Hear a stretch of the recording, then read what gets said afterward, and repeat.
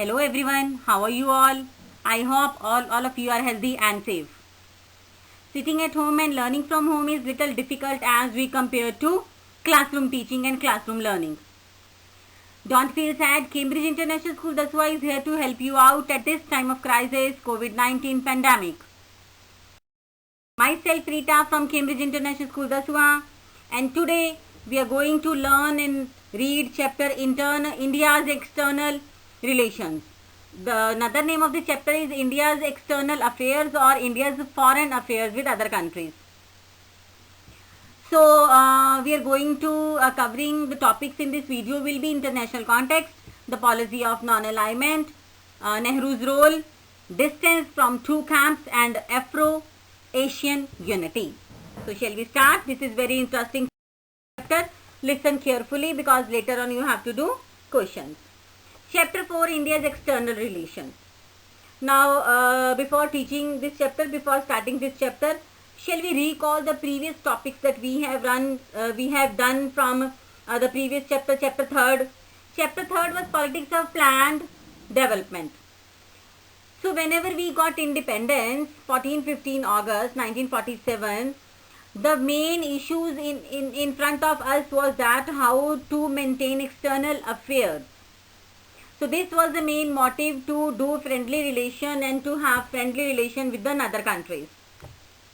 So India's external relation with all of the countries are friendly. Like you can see on the screen, Mr. Obama, Mr. Narendra Modi, Mr. Jinping from China, and other famous celebrities and ministers from other countries. So our relation with external countries are good. India was born in very trying and challenging international context. The world had witnessed a devastating war and was grappling the issue of reconstruction. Yet another attempt to establish an international body was underway. Many new countries were emerging as a result of collapse of colonialism. The most new nations were trying to come to terms with the twin challenge of welfare and democracy. तो हमारे पास भी ये सारे challenge थे which we have covered in first chapter if you remember. So as a nation born in the backdrop of World War, India decided to conduct its foreign relation with the aim to respect the sovereignty of all the nations. हमने कभी किसी की independence को ख़त्म नहीं किया, हमने सबकी independence को sovereignty को respect दी है and to achieve security through the maintenance of peace. Now, Indian independence was coined with the beginning of Cold War between USA and USSR. So here we can add some of the points like US and USSR, America and United States of Soviet Russia. In this context we can say the foreign policy of nation reflects the interplay of domestic and external factors. Therefore, the noble ideas that inspired India's struggle for freedom influenced the making of its foreign policy. But India's attainment of independence, you can say, coincided with the beginning of the Cold War, as you have read in the first chapter. आपको याद होगा ना, India contemporary world politics. The period was marked by the political, economic and military confrontation at the global level between two blocks. ये दोनों blocks कौन से थे जब वर्ल्ड वार हुई? USA and USSR. So at that time, wonderful leader, wonderful personality, Pandit Jawaharlal Nehru, the first foreign minister of India, yes, put forward a foreign policy with three major objectives. इन्होंने सबसे पहले foreign policy ऐसी रखी, इसके तीन major objectives थे. This will be the first question that you will write today. What were the three major objectives laid by Pandit Jawaharlal Nehru according to the foreign policy? So first objective was to preserve the hard earned sovereignty of India. हम पर कोई और attack ना करे, हमें फिर से कोई अपना स्लेव ना बनाए, तो इसके लिए ये पहला ऑब्जेक्टिव था कि हमें बड़ी मुश्किल से जो आज़ादी मिली है उसको प्रिजर्व रखना. Second objective was to protect the territorial integrity of India. Third था प्रमोट रैपिड इकोनॉमिक डेवलपमेंट, ये जो हमने पीछे वाले चैप्टर में किया था, planned economic development. Now further, a few leaders and political parties wanted India to follow pro-US foreign policy. बहुत से ऐसा चाहते थे. Among those, you can say who thought on these lines were leaders like Dr. Ambedkar. Some political leaders, political parties which were opposed to communism also wanted India to follow pro-US foreign policy. बहुत से ने कहा कि हम US policy follow कर लें. These included the भारतीय Jansangh and later स्वतंत्र party. But Nehru possessed considerable leeway in a formulating foreign policy. वो ये नहीं माने. Now Nehru wished to achieve the objectives through the policy of non-alignment.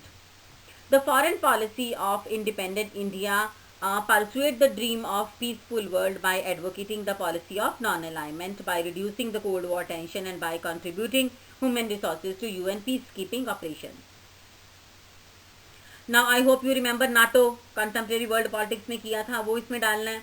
Fine. Then non-alignment, then Warsaw Pact. So this was difficult balancing act and sometimes the balance did not appear perfect. So in 1956 when Britain attacked Egypt, तो आपको Suez canal वाला वो जो issue हुआ था, है ना, so that's why India adopted this non-alignment policy. So what happened that time? USSR invaded Hungary, but India did not join any public condemnation. हमने किसी को ज्वाइन नहीं किया था, इवन के वर्ल्ड वार में भी हमने किसी को ज्वाइन नहीं किया था. So India opted non-alignment policy, keeping equal distance from power blocks. दोनों ब्लॉक्स जो बने थे वर्ल्ड वार के बाद, तो हमने किसी में भी नहीं गए थे. So reducing the Cold War tension, contributing human resources and the UN peacekeeping operations.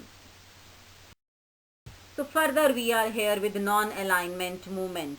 ये जो non-alignment movement हुई थी, Afro-Asian Conference, the same topic you can get from page number 68 whenever you will write the answer of this question. What was the relation between Afro-Asian unity according to the foreign policy of India?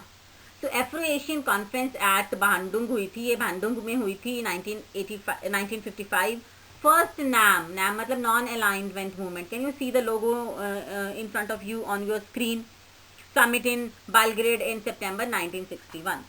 So whenever you will write this paragraph, you have to add few lines like the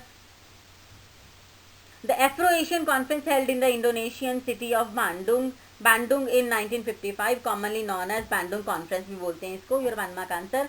Marked the zenith of India's engagement with the newly independent Asian and African nations. The Bandung Conference later led to the establishment of NAM, non-aligned movement. Nehru was the co-founder. आपको पता है इसमें पंडित जवाहरलाल नेहरू जी का सबसे बड़ा role था. So Nehru was a co-founder of the movement. Now this is the time to learn, revise and write few questions that we have done. 1 mark answer and 3 marks answer you can done directly from your book, but this question, one question you will write in your copy. Discuss Nehru's role in NAM. इसमें आपने सारा वो पहले वाला paragraph लिखना है. Then Nehru's role for non-aligned movement with Afro-Asian unity. This question will carry 6 marks. All the best, and if you are having any problem, let me know. I am here to help you out. Thank you very much, and in my next video we will meet with the next very interesting topic, India's relation with China. Yes, so we will meet in next video. Till then, goodbye, happy hours, and have a wonderful day ahead. Thank you.